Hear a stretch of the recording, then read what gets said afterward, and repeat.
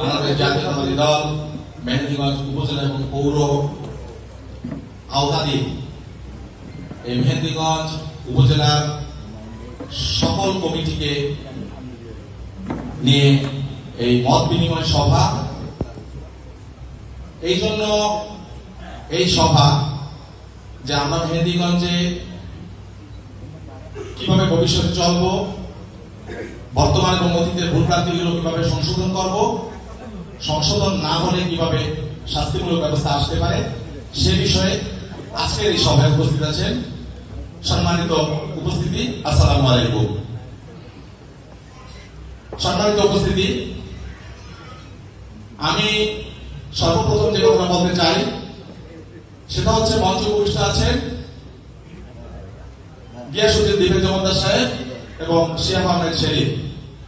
ওনারা উভয়ই সাবেক যুবদলের সভাপতি এবং সেক্রেটারি, এমনকি তারা দুজনই একই কমিটিতে সভাপতি এবং সেক্রেটারি হিসাবে দায়িত্ব পালন করেছেন।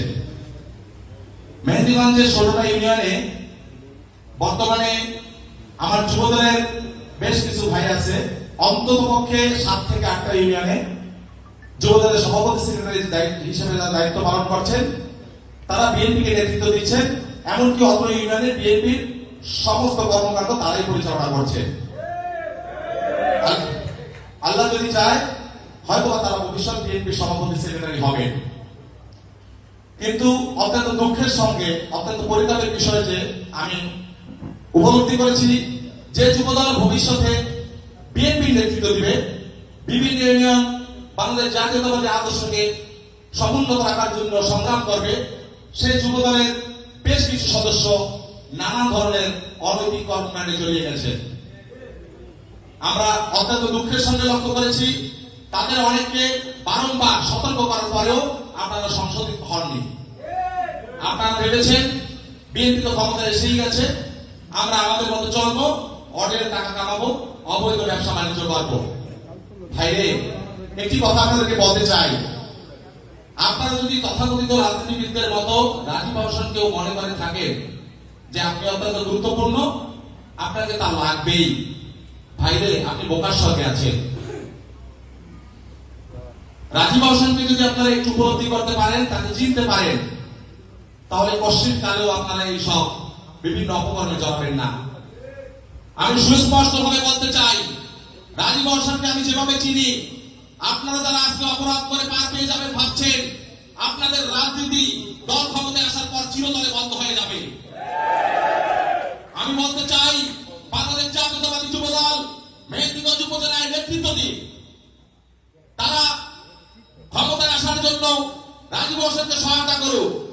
তা না করে যদি আপনারা বিভিন্ন আকাঙ্ক্ষে জড়িয়ে যান, আপনারা যদি বিভিন্ন অবৈধ ব্যবসায় জড়িয়ে যান, যে বদনামগুলো আমাদের প্রতিপক্ষ দল আমাদের বিপক্ষে করে, সেই বিষয়গুলো যদি যুবদল জড়িয়ে যায়, তবে আমরা আপনাদের বিরুদ্ধে অ্যাকশন নিতে একটু পিছপা হব না।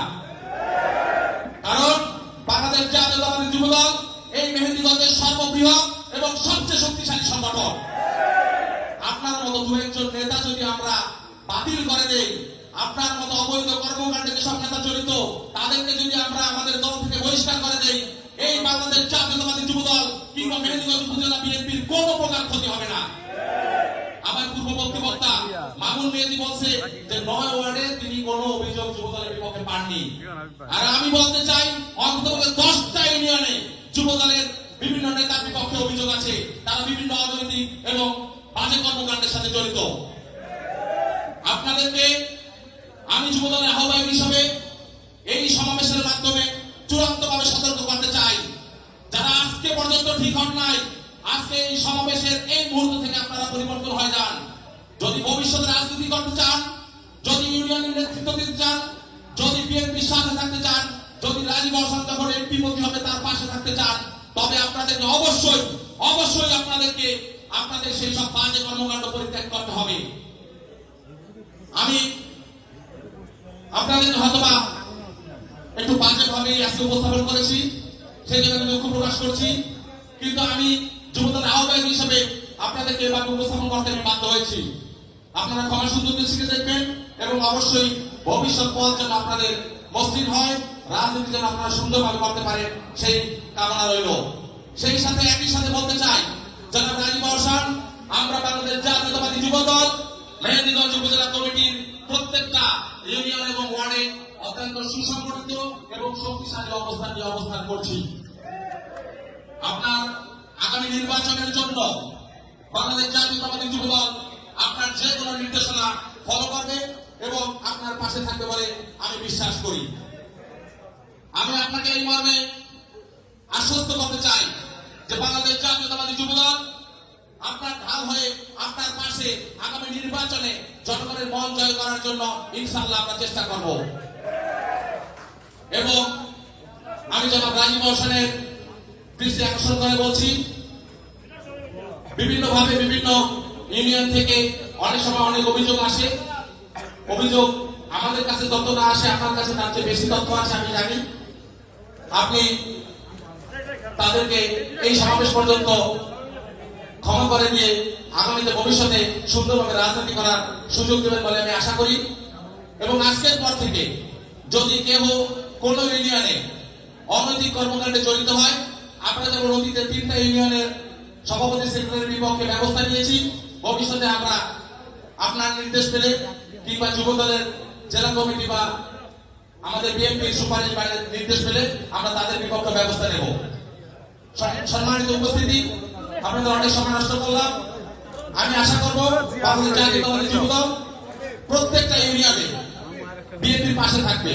এইখানে আরেকটু সময় নেই, আমি আরেকটা কথা বলতে চাই। অনেকে আপনারা দেখি বলে যে আমি দেখি ওরা ছিল না, ওরা আসছে থেকে। ভাই রে ভাই, আপনারা যারা ত্যাগী, এই দীর্ঘ 10, 12, 15, 16, 17 বছর যারা রাজপথে রাজনীতি করেছেন, একটা দল ক্ষমতায় আসার জন্য শুধু তাদের সেই ত্যাগই যথেষ্ট নয়। আপনাকে বুঝতে হবে, আপনি যত বড় নেতা হন না কেন, আপনার কিন্তু ভোট একটা। আপনার পাশে মজলুম, আপনার পাশে কৃষক শ্রমিক জনতা, তারও ভোট একটা।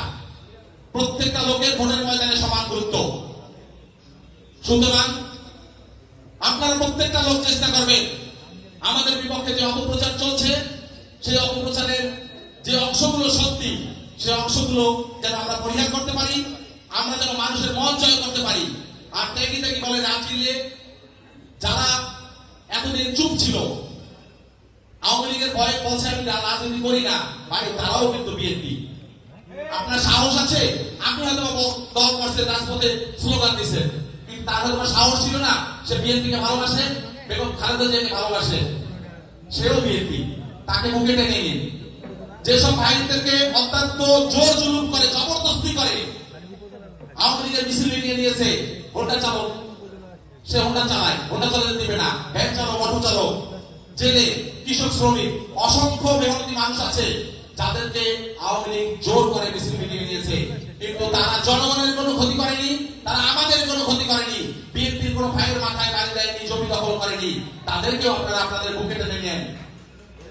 প্রিয় ভাই, আপনাদেরকে বুঝতে হবে যে আমি দেখি বলে আমি সৈয়দ নাঈম ইসলাম তুহিন একটাই ভোট দিতে পারবো, একটা ভোট দিতে পারবো। ভাই, আমার পাশে যারা আছে তাদেরকে আমাদের লাগবে। সুতরাং এই ত্যাগী তখন আপনারা বাদ দেন। আপনারা দলকে ভালোবাসেন, আপনাদেরকে সেজন্য ধন্যবাদ। আপনারা শ্রম দেন। ভাইরে, যদি নির্বাচিত না হতে পারে, এই 17 বছরের ত্যাগ মুহূর্তের মধ্যে বিলীন হয়ে যাবে। এই ত্যাগের ন্যূনতম কোনো গুরুত্ব থাকবে না। আপনারা ডাস্টবিনে নিক্ষিপ্ত হবেন। সুতরাং এখনো সময় আছে। এই মুহূর্ত থেকে আপনারা যে যার সাথে অন্যায় করেছেন ক্ষমা চান, যে যার সাথে জুলুম করেছেন ক্ষমা চান, জনগণকে বুকে টেনে নেন। সামনের নির্বাচন ধানের শীষকে জয়যুক্ত করতে, জনাব রাজীব আহসানকে জয়যুক্ত করতে।